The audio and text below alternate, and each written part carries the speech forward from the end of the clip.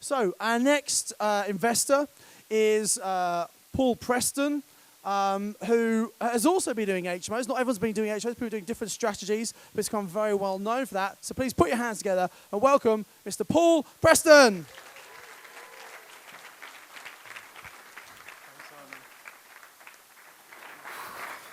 Thank you, Simon. So, hello everybody. What an honour it is to be here, and I really mean that from the bottom of my heart. So, my name's Paul Preston. I just wanted to share with you a little bit about my background, why I came on Mastermind, why I joined Mastermind, what I got from it, and some of my golden nuggets and my tips that I hope can help everyone here.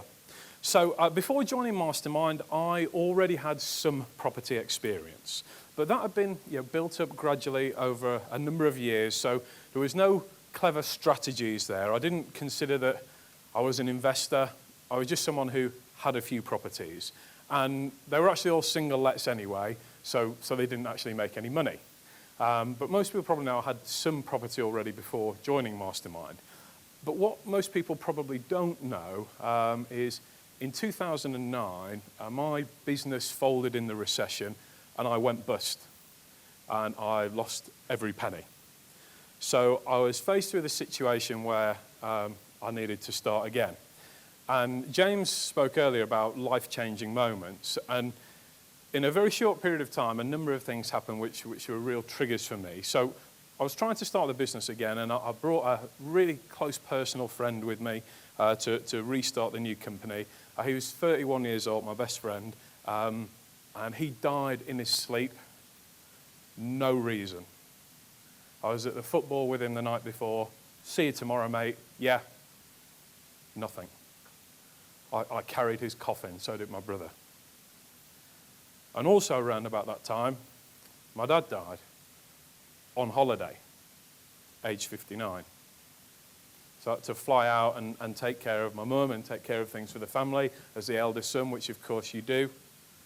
So I was in a situation where not only had I suffered loss, and I'm sure I'm not the only person in this room who's had that experience. I wish none of us had. But not only that, I had no money, no job.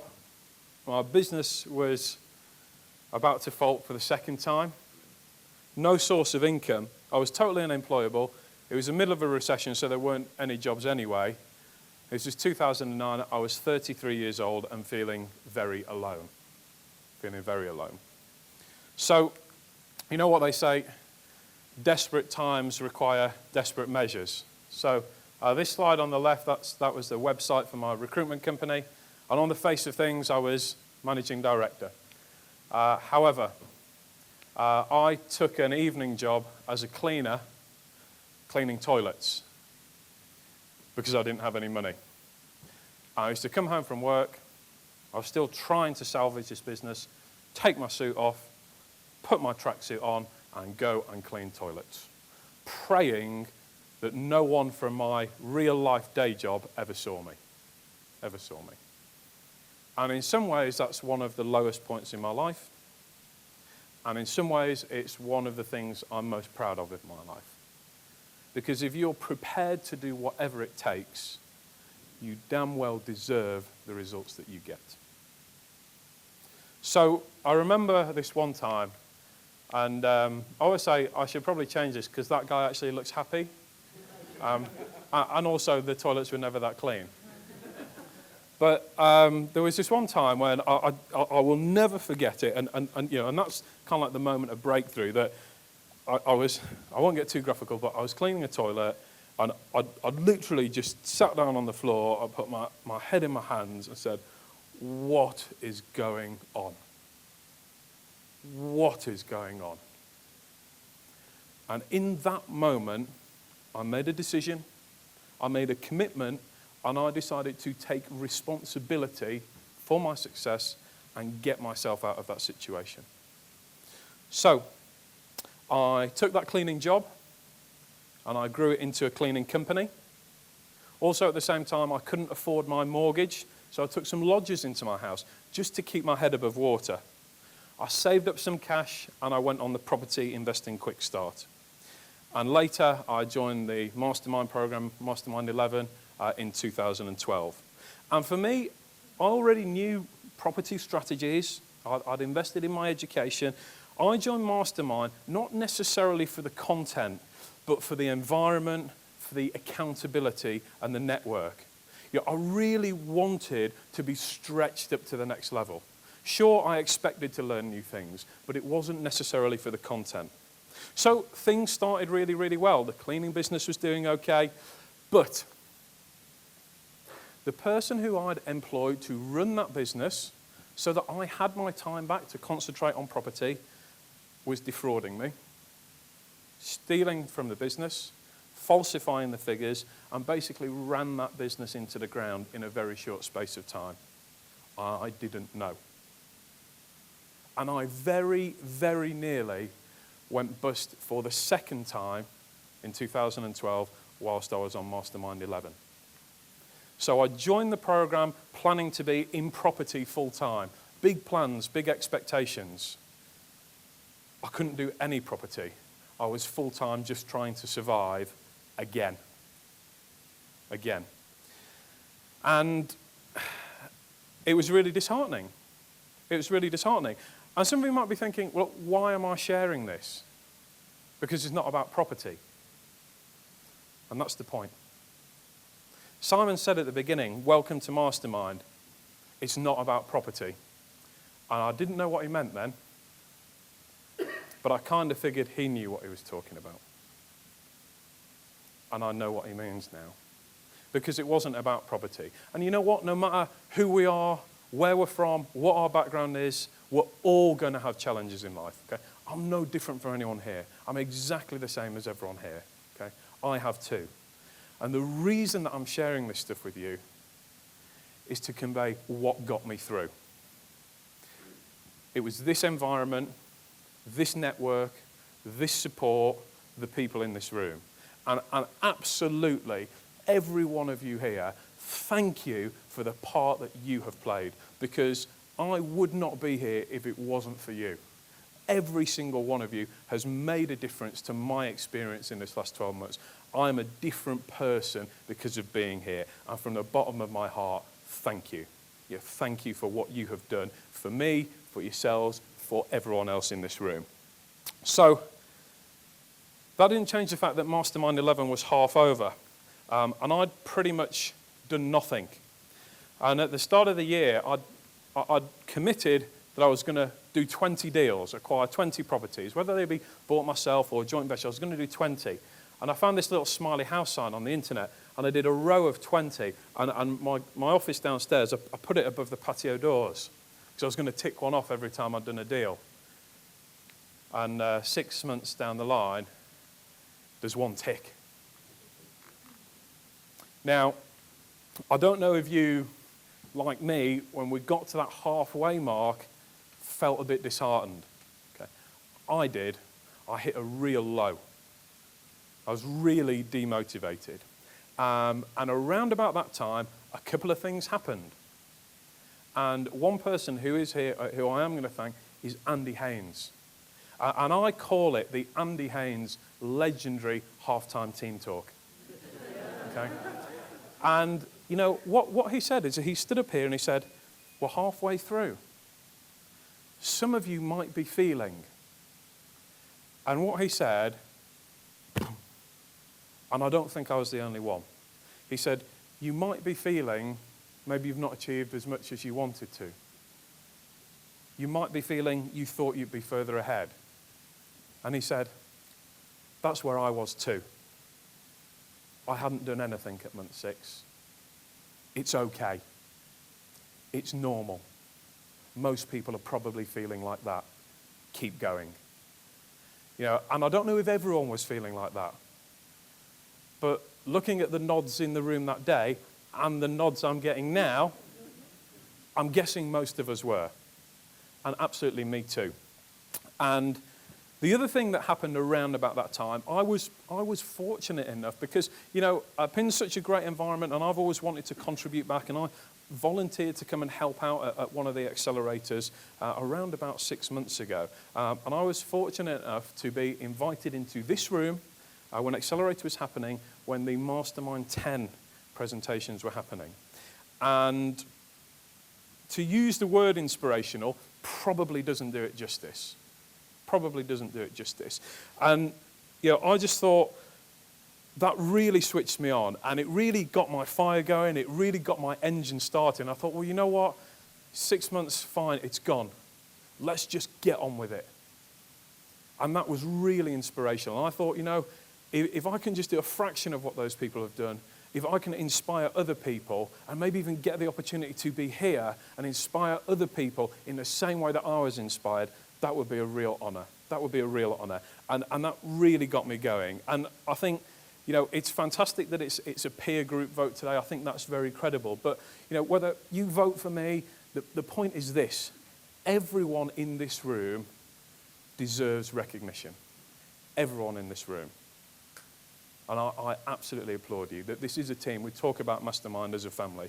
We absolutely do. So, on to the property stuff. Well, my main strategy, as you may have guessed, I'm now known as the HMO guy. So I do HMOs. And how I've done those HMOs, I've done them through lease options, joint ventures, private finance, traditional purchase. I want to share with you, I've actually achieved in the last 11 months, because we've still got a month to go on Mastermind. And before I click the next slide, I'm going to say I've had to check my figures a few times. And it was actually only through going through this stuff that gives you a little bit of a perspective on maybe what you had achieved. Because I'm never very good at patting myself on the back. I'm pretty good at beating myself up. I don't know if anyone else does that. So I'm going to share with you some numbers, and I'll share with you what is done or agreed up until this point, and what I have a genuine, realistic pipeline on for the next 30 days. Okay? I'm not including anything I'm looking at. We could all look at a lot of houses. There's a great website called Rightmove. Okay, if you want to look at houses. I'm not including stuff that I'm looking at. I'm including stuff that I am genuinely working on at the moment. And like James said, this was a great challenge. And sometimes you think, is it just marketing hype? Gavin Barry, who's in the audience today, I know him, and a couple of people have mentioned Gavin. I actually want to acknowledge him and say, Gavin, thank you for raising the bar. And when you meet real people getting real results, that's what switches you on. And it's exactly the same for the people on Mastermind 10. Real people getting real results. And that's what really turned my engine on. So, property acquired in the last 11 months. So, done and agreed is £3 million, which is 20 properties. Pending in the next 30 days is a further 1.6 million in value. And I am forecasting confidently that will come through. Okay, it's not just stuff that I'm looking at, which is an extra 15 properties. So the total, and of course when we get to the end of 365 days, I will let Simon know, here is my 1 year total, and anything that's not in is not in.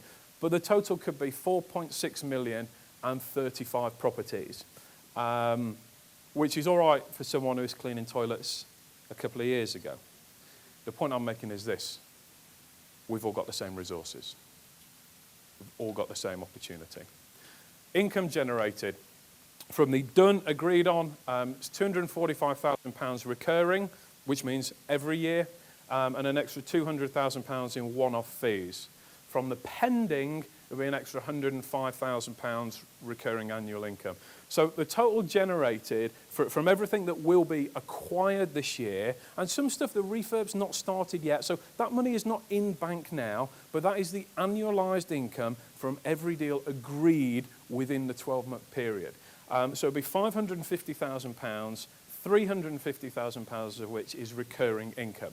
Now, I said earlier, some of these properties I've acquired on joint ventures. Okay, that is not all mine. Sometimes there might be interest to pay back, there might be a joint venture partner share. I'm just sharing with you what's possible. So here's, again, I want to be completely transparent. Here's a list of the properties. Some of them are, small portfolios, 7 there, 3 there, 9 flats there, 4 HMOs there. So those are the figures added up. And the figure on the right-hand column is thousands of pounds a year. So 15 grand a year, that is clear, positive cash flow after all costs. I'm going to share with you a couple of these examples in a minute and just show how I've done them. So here's the first one. Case study. This was on the open market, but I built a good relationship with estate agents. Have we been taught to build good relationships with estate agents? Yeah, is that one of the basic things we got taught? Absolutely. So that's what I did. Got the heads up about it, got in there before anyone else got to see it. Purchase 140, refurb 120. There's 7 rooms in there. After all costs, it's a net profit of £2,000 per month. Okay, that's a 7-bedroom HMO multi-let. This property, case study. We generated this by a lead from like a tired landlord with direct marketing, and I'm sure we've learned somewhere that tired landlords are a really good source of option deals. Have we heard that? So, some guy with blonde hair mentioned that once. So again, just follow the process. So there's no purchase now. £20,000 refurbishment, which we've raised through joint venture finance. Yada yada yada. £1,500 a month, which is £18,000 a year. Again, just one property that we effectively got for free, none of our own money. Here's a very interesting one. I also got involved, I got approached about joint venturing for HMOs from an investment fund, and they put, this is property in Salford, purchase price 175, refurb 250, all in at 200. Now, the net income, because there's no mortgage, is £30,000 a year. They then sell that property on to an investment fund that buy it on asset value. So they don't buy it on bricks and mortar, they buy it as a unit that produces money at a 10% return. So if it's making 30,000, it's worth 300. So the sale on is worth £100,000 in profit. So, which is a completely new model to me. Now, how did I find these people? It's more to the point that they found me, because they were having a meeting and they said, we want to get into HMOs, we want to be dealing with some. We want to be dealing with, the guy for HMOs, who's the HMO guy? And someone in the meeting said, there is an HMO guy. I've seen his videos on YouTube. So they tracked me down, they found me and said, will you come to London and have a meeting? And I said yes, and this is one deal that we've done together. So we're going to share that's a 50-50 share, the 100,000. But, some people think, well, okay, well that's good for you because you're speaking at events. But I would say, look, it's not luck that you get into these positions. It really isn't luck. Of the 30 pin meetings that we're running at the start of Mastermind, I've been to 23. And sometimes I've spent an 18-hour day to speak for 25 minutes to get into that position so that when the opportunity comes up, you just get lucky. And as Dan said earlier, it's not about luck. It's hard work, massive action, putting yourself out there.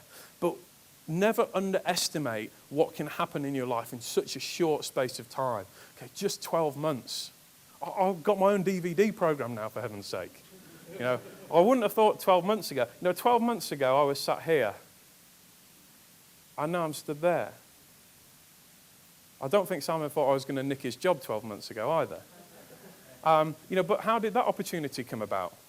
Well, the truth is, I asked for it. I asked for it. I wanted to be involved in speaking because I wanted to share. I wanted to contribute back. This stuff has made such a massive difference in my life. I was cleaning toilets 3 years ago. I wanted to contribute back because this stuff works. So I went out there, I worked hard to get good at speaking, to improve myself. Am I always nervous? Yes. Am I nervous now? Yes. Do I do it anyway? Yes. Because the message I have is greater than my fear.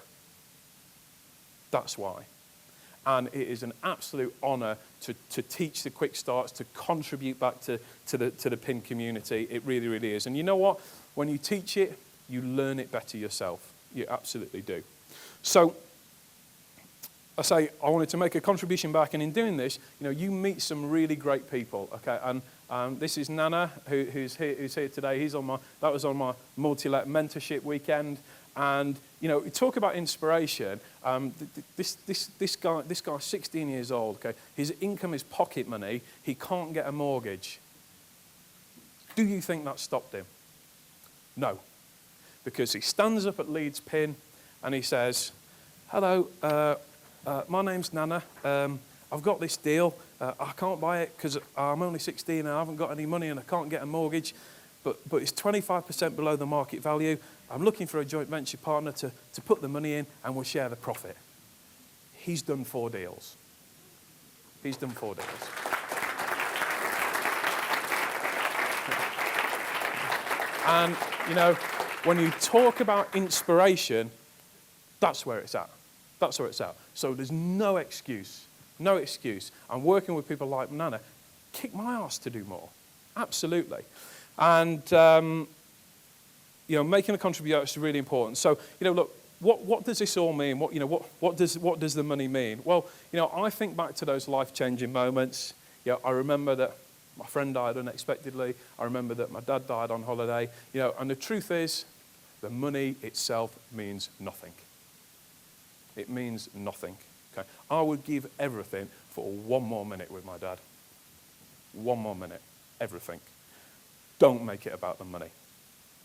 Make it about the experience in life. For me, it's time and it's choice. The most valuable thing I've done this year is I did a crossword with my mum. I've never done that before because I've never had the time.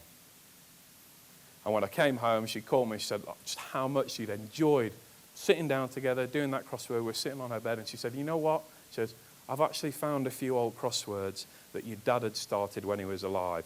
They've got his handwriting on. Would you like to do them together next time? Okay.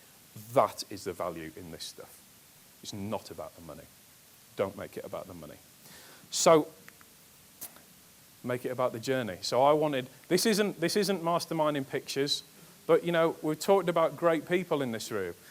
Make it about the journey, make it about the experience, make it about the people, make it about the friendships.